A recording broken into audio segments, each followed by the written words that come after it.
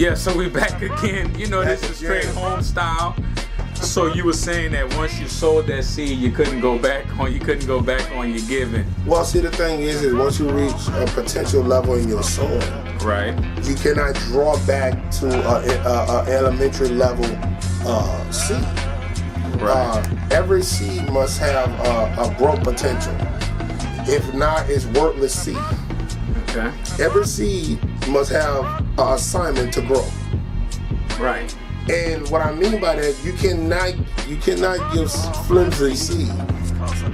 If your seed is flimsy, it won't work. It will not produce anything. It's precious seed. It must be precious seed. It must be a seed that I remember the Lord told me that Abel gave him more excellent seed. Right. So your seed gotta have excellence to it. The Bible says in Hebrews that we still remember him for that seed to this day. To this day. So you don't want to become a king with your seed sown. You know, God watches over our seed. You know, he watched over the basket to make sure that the people was putting in the right amount. And when the lady put the 2 mites in, he said she gave a more excellent gift. Because it was sacrificial. When you sow sacrificial seed, God gives sacrificial need. He give you exactly what you want. Because it's sacrificial. Anytime through the Bible when God spoke to someone, it was after a sacrificial seed was given. Or some form of sacrifice. Right. You know, so we want to make sure that that's the only way you can test your faith. Well, one of the ways to test your faith. Right. Let me change that. But when I start focusing on sowing more than reaping, he kept me with seed. Right, because he gives seed to the sower. He gives to the seed to the sower, not the reaper. Leroy Thompson said something one day. He said a lot of us we be testing the seed principle to see if it works. And the problem is, like he said, see, God want to know if you trying to make a stewardship lifestyle or if you just trying to work something that's already going to work anyway. You don't need to try to work it. God be really working you. Right. You don't need to test God. God is really testing you. Right. You know, I remember me and my wife was talking and I was telling her, I said, it's crazy how, and I just say this because I ain't gonna lie to you, if you're not a tither, you need to commit. Let's just say for an example, you haven't tithed in 5 years. Right. You should start. It's always a good time to start. It don't matter if you're only getting paid $100 a week, because I remember what the Lord showed me recently, well, years ago, but I was talking about it the other day, and see, the tithe, when you sow the tithe, when you give the tithe, right, it protects the 90.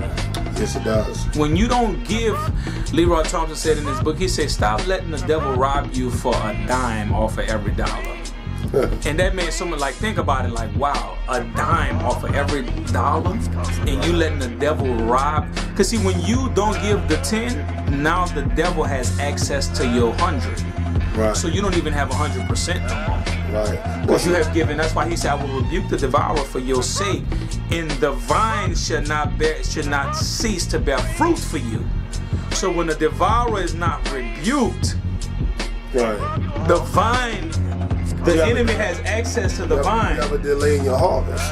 Not just a delay, he has access to eat the whole thing. Right. Well, see, you gotta understand, seed is a protection.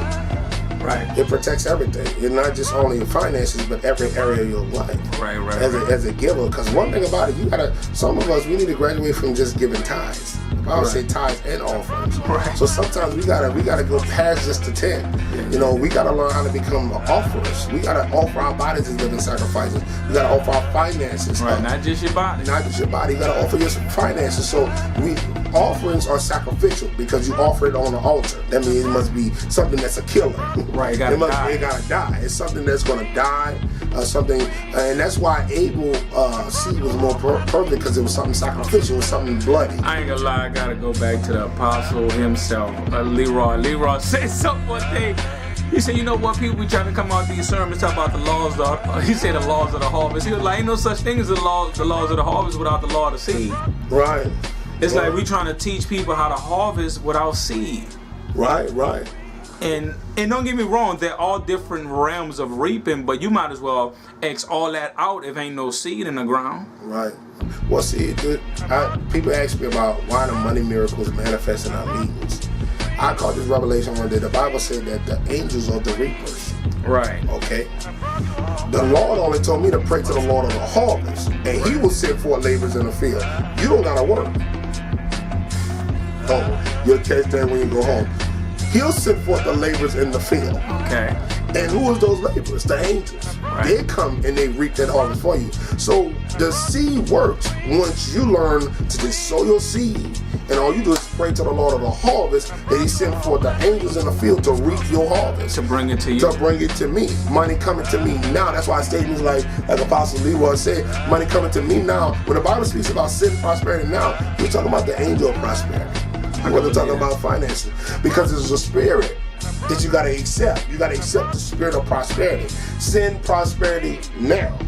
And when you say send prosperity now. Hold on, let me say this because a lot of y'all might be wondering, well, who is this guy to be sitting up here telling me about prosperity? Let me tell y'all something about this too. I ain't gonna lie to you. It blows me away. This brother, how long has it been since you worked a job? Oh, man. I ain't gonna lie, I haven't worked in 7 years, a job.